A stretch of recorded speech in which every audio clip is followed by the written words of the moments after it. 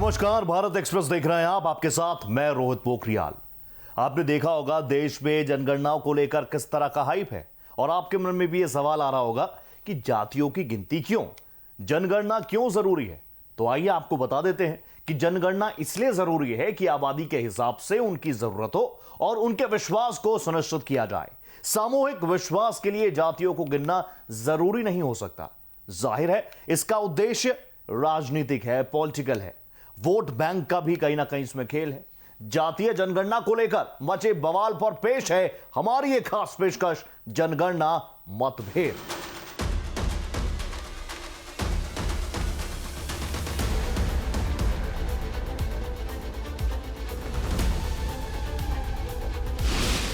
जब जीत से लगे दूरी,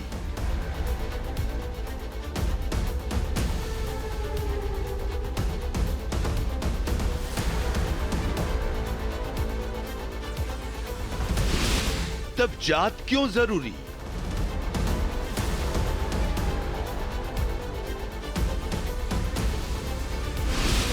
आरक्षण का झोल,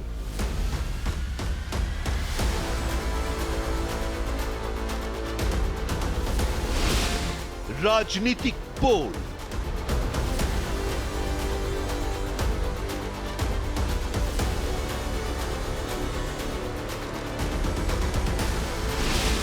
आबादी का हिसाब,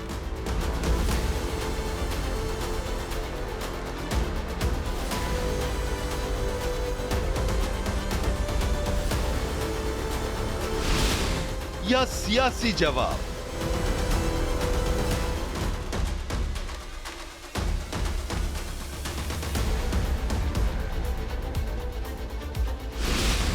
रिकॉर्ड का बड़ा खेल,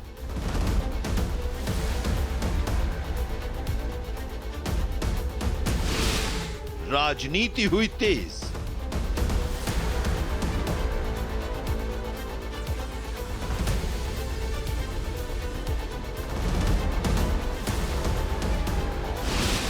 जाति में उलझा देश,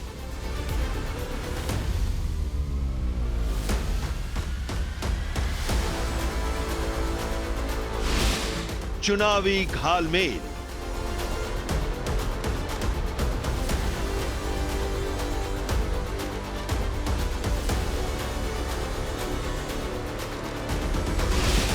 आरक्षण की आग,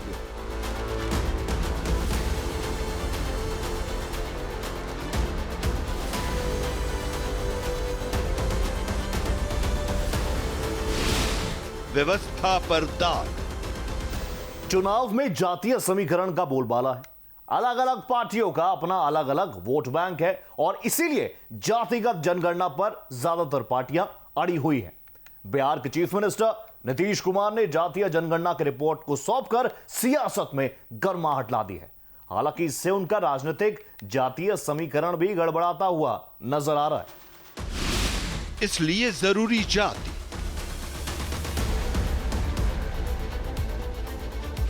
सत्ता की सीढ़ी के लिए समीकरण बिठाना बेहद जरूरी होता है।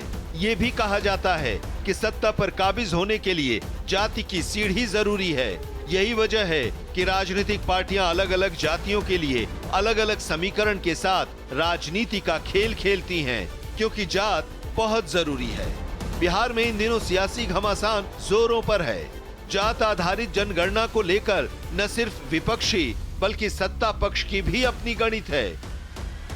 राजनीतिक नफा नुकसान के आकलन के अपने अपने तरीके हैं, मगर शोर इस कदर मचा है कि पूरे देश की राजनीति प्रभावित हो रही है।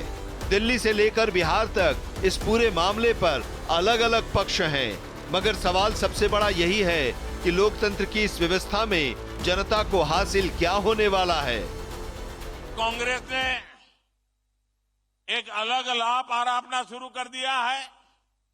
ये कांग्रेस के नेता कहते हैं जितनी आबादी उतना हक। मैं कहता हूं इस देश में अगर सबसे बड़ी कोई आबादी है तो वो आबादी गरीब है, और इसलिए मेरे लिए गरीब ही सबसे बड़ी आबादी है, और गरीब का कल्याण यही मेरा मकसद है। आबादी का हिसाब, सियासी जवाब।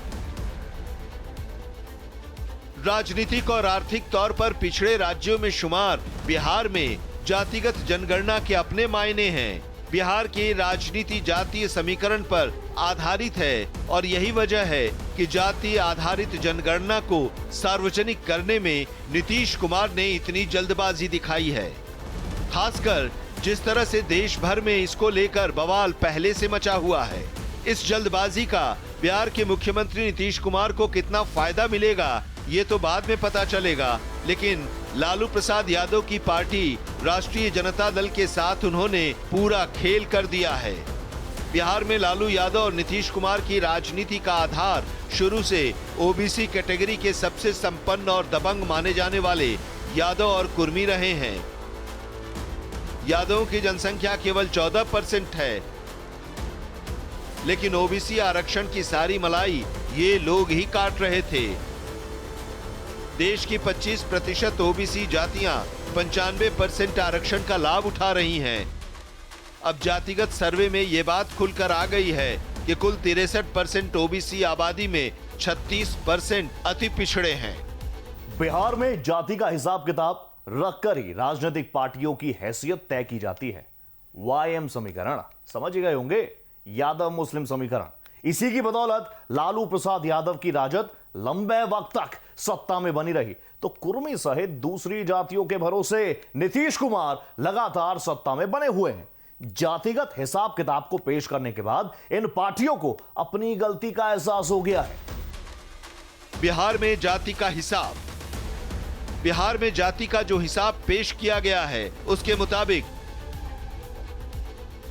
बिहार में यादवों की आबादी 14.26%, तो रविदास की 5.2% है, कोयरी की आबादी 4.2% है, तो ब्राह्मण की 3.65%, राजपूत 3.45% हैं, तो मुसहर 3.08% हैं, भूमियारों की आबादी 2.86% बताई गई है, तो कुर्मी 2.80% और मल्लाह की आबादी 2.60% है। बनिया की आबादी 2.31% और कायस्थ 0.60% है। 2011 के जनगणना में बिहार में जब 10 करोड़ के आसपास आबादी थी, तब तो सवर्ण जातियों की आबादी लगभग 17% थी।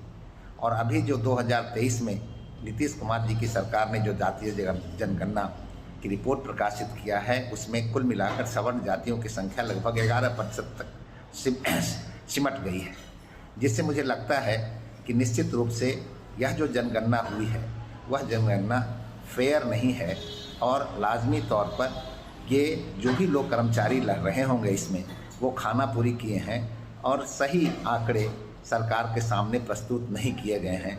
तो मुझे लगता है कि निश्चित रूप से यह एक मैनिपुलेटेड जनसंख्या की रिपोर्ट है, जिस पर सरकार को पुनर्विचार करना चाहिए। इस रिपोर्ट के साथ अब बड़ा राजनीतिक खेल शुरू हो गया है।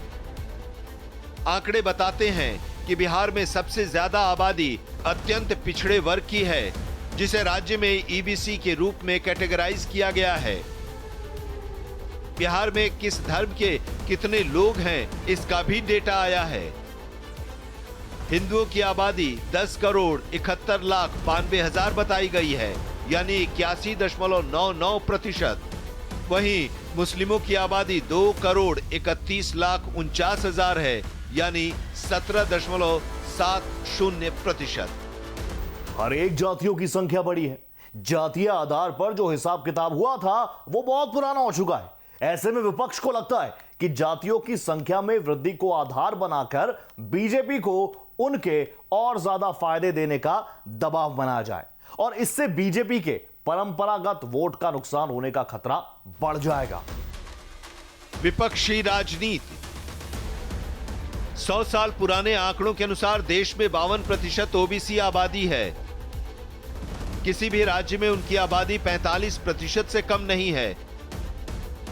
कुछ राज्यों में यह 60% से भी ज्यादा है। जातीय जनगणना से असली आंकड़ा सामने आएगा। इसके आधार पर केंद्रीय सूची को भी संशोधित करना होगा। साथ ही पिछड़ी जातियों को मिलने वाले 27% आरक्षण को उनकी आबादी के हिसाब से बढ़ाने की मांग भी तेज होगी। 2024 के चुनाव में जातिगत जनगणना का मुद्दा उठाकर बीजेपी पर दबाव बनाने और पिछड़े वोट को अपने पक्ष में करने की कोशिश कर रहा है। 2008 से 2010 के बीच जब महिला आरक्षण का बिल आया था तो कांग्रेस इसके समर्थन में थी, लेकिन इसमें ओबीसी को अलग से आरक्षण देने के समर्थन में नहीं थी। अब सिर्फ कांग्रेस की बात ही नहीं रह गई है, विपक्षी गठबंधन इंडिया में क्षेत्रीय पार्टियों का दबदबा है और ये पार्टियां ओबीसी के आरक्षण को लेकर मुखर हैं। कांग्रेस अब आरजेडी, समाजवादी पार्टी, जेडीयू और डीएमके के स्वर में बोलने लगी है। ये एक बहुत बड़ा शिफ्ट है। आरक्षण का गुना भाग 2024 के लोकसभा चुनाव में नजर आएगा। कांग्रेस और विपक्ष का आकलन है कि पिछड़े वर्ग का 4 से 5% मतदाता भी शिफ्ट हो जाता है तो बड़ा उलटफेर हो सकता है। बिहार में जातीय जनगणना पेश करने का मकसद तो बीजेपी को झटका देने का था, मगर उसमें नीतीश कुमार की पार्टी जदयू के साथ साथ लालू प्रसाद यादव की राजद को भी इस बात का अंदाजा नहीं था कि वो उनके राजनीतिक फायदे के बजाय नुकसान पहुंचाने वाला साबित हो सकता है। नीतीश कुमार के लिए पिछड़े और अति पिछड़े वर्गों के गणित में उलझते हुए नजर आ रहे हैं। जातिगत जनगणना को आधार बनाकर राजनीति करने का उनका दांव मानो उल्टा पड़ गया है। बिहार में उल्टा पड़ा दांव। बिहार में लालू यादव और नीतीश कुमार की राजनीति का आधार शुरू से ओबीसी कैटेगरी के सबसे संपन्न और दबंग माने जाने वाले यादव और कुर्मी रहे हैं। यादवों की जनसंख्या 14% है, लेकिन ओबीसी की सारी मलाई ये लोग ही काट रहे हैं। वहीं कुर्मियों की आबादी सिर्फ 2.87% है, लेकिन नीतीश कुमार पिछले 17 वर्षों से मुख्यमंत्री हैं। नीतीश सरकार में भी अति पिछड़ा वर्ग की आर्थिक सामाजिक दशा पिछड़ी जातियों से बुरी है। नीतीश कैबिनेट में अति पिछड़ा समाज से सिर्फ 5 मंत्री हैं, जबकि पिछड़ा वर्ग से 12 मंत्री हैं। अब न्याय तो यही कहता है कि सरकारी योजनाओं पर अब सबसे अधिक लाभ अति पिछड़ा वर्ग को मिलना चाहिए। इस रिपोर्ट के सामने आने के बाद बीजेपी ने मोर्चा खोल दिया है। इन्हें तो रिपोर्ट कार्ड देने चाहिए थी कि 33 साल 18 साल नीतीश बाबू और 15 साल लालू यादव, ये दोनों ने मिलकर राज किया और गरीबों को क्या उद्धार किया, कितने लोगों को नौकरी दी, कितने लोगों की हालत सुधरी, ये रिपोर्ट कार्ड होनी चाहिए थी। अब ये रिपोर्ट कार्ड जातीय जनगणना का देकर के लोगों में भ्रम के सिवा और कुछ नहीं। जातिगत जनगणना का मसला काफी पुराना है। रीजनल पार्टी के उभरने के साथ ही यह मामला और गर्मा गया। रीजनल पार्टियों ने केंद्र सरकार पर दबाव बनाना शुरू कर दिया और मनमोहन सिंह की सरकार ने करोड़ों रुपए खर्च करके जातीय जनगणना कराई, मगर जातीय जनगणना को सार्वजनिक करने के बजाय ठंडे बस्ते में डाल दिया गया। वजह बेहद साफ थी, कोई भी पार्टी इसे सार्वजनिक करवाकर अपने राजनीतिक करियर को दांव पर क्यों लगाए। जातिगत जनगणना का मसला। 80 के दशक में जातियों पर आधारित कई क्षेत्रीय पार्टियां उभरकर सामने आईं। इन पार्टियों ने सरकारी शिक्षण संस्थानों और नौकरियों में आरक्षण दिए जाने का मुद्दा बनाकर राजनीतिक रोटियां सेकनी शुरू की और इसका फायदा अलग अलग पार्टियों को भी मिला। इसी दौरान जातियों की संख्या के आधार पर आरक्षण की मांग सबसे पहले यूपी में बीएसपी के नेता कांसीराम ने की। 1979 में सामाजिक और शैक्षणिक रूप से पिछड़ी जातियों को आरक्षण देने के मसले पर मंडल कमीशन का गठन किया गया। मंडल कमीशन ने ओबीसी को आरक्षण देने की सिफारिश की। 1990 में उस वक्त के प्रधानमंत्री विश्वनाथ प्रताप सिंह ने लागू किया। देश भर में इसका जबरदस्त विरोध हुआ, जगह जगह पर उग्र प्रदर्शन भी हुए। 2010 में लालू प्रसाद यादव और मुलायम सिंह यादव जैसे ओबीसी नेताओं ने मनमोहन सरकार पर जातिगत जनगणना कराने का दबाव बनाया। इसके साथ ही पिछड़ी जाति के कांग्रेस नेता भी ऐसा चाहते थे। मनमोहन सरकार ने 2011 में सामाजिक आर्थिक जाति जनगणना यानी SECC कराने का फैसला किया। 4,389 करोड़ रुपए का बजट पास हुआ। 2013 में ये जनगणना पूरी हुई, लेकिन जातियों का डेटा सार्वजनिक नहीं किया गया। जातिगत जनगणना का मकसद जातीय आधार पर लोगों को फायदा पहुंचाना बिल्कुल नहीं है। दरअसल ये एक राजनीतिक दांव है और इसकी आड़ में विपक्ष भारतीय जनता पार्टी गठबंधन के वोट बैंक में सेंध लगाना चाहता है। बीजेपी को हर एक जाति में समर्थन प्राप्त है और जातीय आधार पर अगर किसी तरह की छेड़छाड़ होती है तो उसका नुकसान बीजेपी को होगा। जातिगत जनगणना का पेंच मतलब साफ है कि जातिगत जनगणना का मकसद सामाजिक या आर्थिक उत्थान नहीं है, बल्कि राजनीतिक है। दरअसल ओबीसी को केंद्र में रखकर ये जो पूरा राजनीतिक खेल खेला गया है, उसमें नीतीश कुमार और लालू प्रसाद यादव को भी बड़ा झटका लगने वाला है। राज्य स्तर पर उन्हें अब पिछड़ों और अति पिछड़ों को आगे करने की जरूरत पड़ेगी और उन पर संसाधनों से लेकर आरक्षण तक में जगह ज्यादा दिलाने की कोशिश करनी होगी। अगर वो ऐसा नहीं करते हैं तो उनका जो पुराना राजनीतिक समीकरण है वो पूरी तरह से तहस नहस हो जाएगा। नीतीश कुमार ने आनन फानन में अपने ही पैर पर एक तरह से कुल्हाड़ी मार ली है। रही बात बीजेपी की, तो बीजेपी इस मामले को तूल देकर और जाति आधारित जनगणना के मुद्दे को यू टर्न देने की योजना बना रही है। फिलहाल ये मामला बिहार तक ही सिमटा है और जब नीतीश कुमार और लालू यादव मौजूदा हालात का विश्लेषण करेंगे तो उम्मीद ये की जाती है कि चुनाव आते आते वो भी इस पर मिट्टी डालने की ही कोशिश करेंगे। जातीय जनगणना को पेश करके नीतीश कुमार ने इसे तूल तो दे दिया। जाहिर है इसके नफा नुकसान को लेकर सभी पार्टियां हिसाब किताब लगाने में जुट गई हैं और इसका असर दूर तलक होने वाला है। इतना तो तय है कि ये उबाल चुनाव तक ही रहने वाला है और अगर विपक्ष इसको सही तरीके से नहीं बुना पाता तो इसका खामियाजा भी उसे ही उठाना पड़ेगा। जातीय जनगणना विवाद को लेकर सभी पार्टियां अब बेहद अलर्ट मोड पर हैं। जात जरूरी है कि हमारे इस खास पेशकश में फिलहाल इतना ही। देश प्रदेश की हर बड़ी खबर के लिए और अपडेट के लिए आप बने रहिए भारत एक्सप्रेस के साथ। नमस्ते।